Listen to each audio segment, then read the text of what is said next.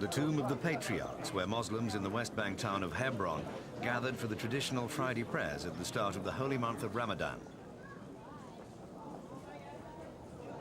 A year ago this month, a Jewish settler opened fire in the mosque, killing more than 20 Muslims.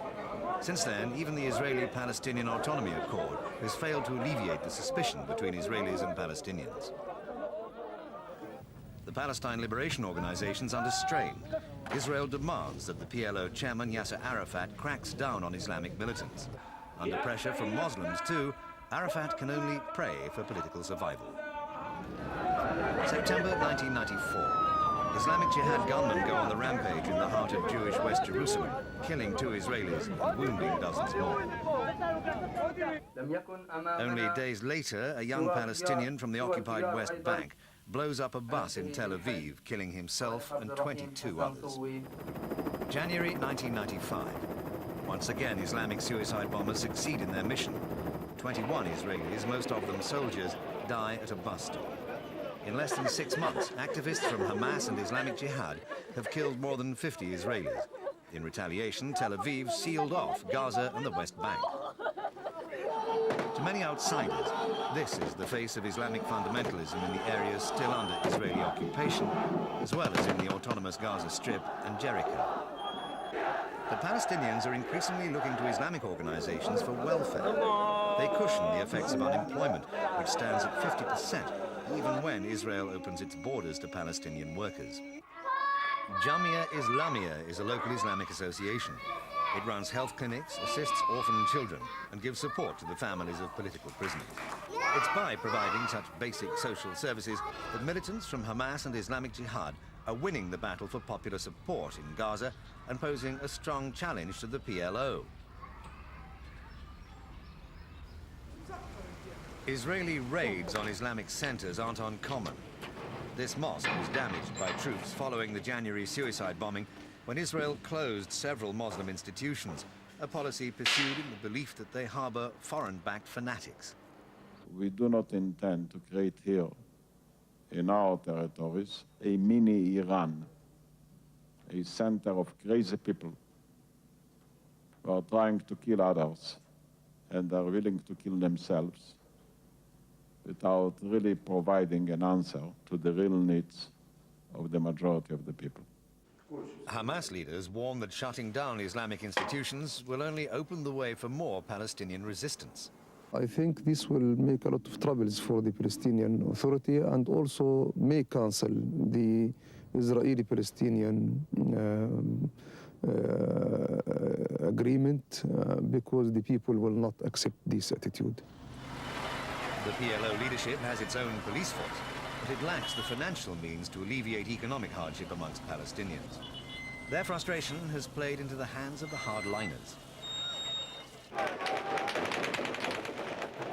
There's resentment, too, at the way Arafat is dealing with the ongoing unrest. In November, Hamas militants died when Palestinian police fired into the crowd during riots in Gaza. This was seen by most as a betrayal and marked a turning point in Arafat's popularity. From then on, Palestinians began to seriously doubt his ability to protect his own people. What happened in Gaza is Arafat's responsibility, Arafat's mistake. From Jerusalem to Ramallah to Hebron, we'll never forget Gaza. Arafat must know that he has failed. Having finally gained some degree of autonomy, Gazans continue to find themselves dependent on outsiders. They may have spent the past 8 years fighting to keep the Israelis out of their lives, but today their very livelihood depends on their being allowed into Israel. Work permits issued by the Israelis are the key to getting the jobs which keep their families fed. But the authorities aren't giving out enough of those permits to keep Gaza employed. Each attack on Israeli targets is immediately followed by the complete closure of checkpoints along the border. Every time, salaries worth $1 million a day are lost to Gazans. These alarming figures translate into grim reality in the marketplace, here and elsewhere. With prices on the rise, along with unemployment, even the basic necessities can stretch the budget of a Palestinian household. They want to work. They want to build their native land. They want to build everything. Even if they are ready from inside to do something, everything around them is nothing. Those too poor to buy on the open market have to rely on handouts from international organizations and Islamic fundamentalist groups to save their families from hunger. That's how Mohammed maintains his extended family of 23. Since he and his sons were banned from Israel 8 years ago, they've been dependent on rice and other staples such as lentils, distributed by the United Nations Works and Relief Agency. The signing of the Autonomy Accord had raised the family's hopes that things would change, but they haven't. In local cafes, among the card games and countless cups of coffee, stories of frustration and despair abound. At each table, at least 2 men have been without work for more than 3 months. Abdul is one of many. He believed autonomy would bring a job and prosperity.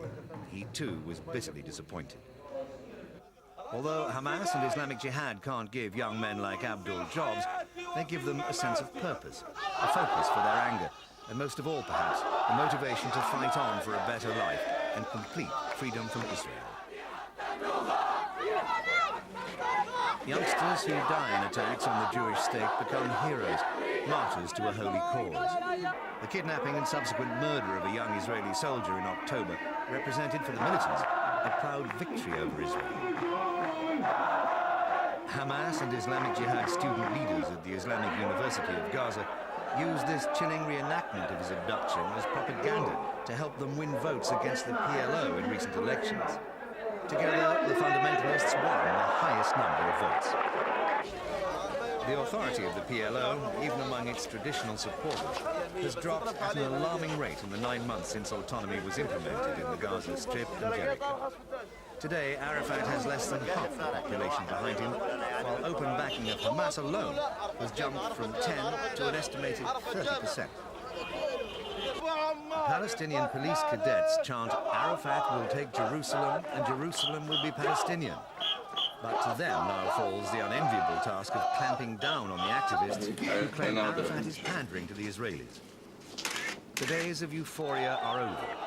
As Arafat prepares to restart the stalled peace process, the risk of civil war looms large amongst the people no longer united in its struggle for self-determination and freedom.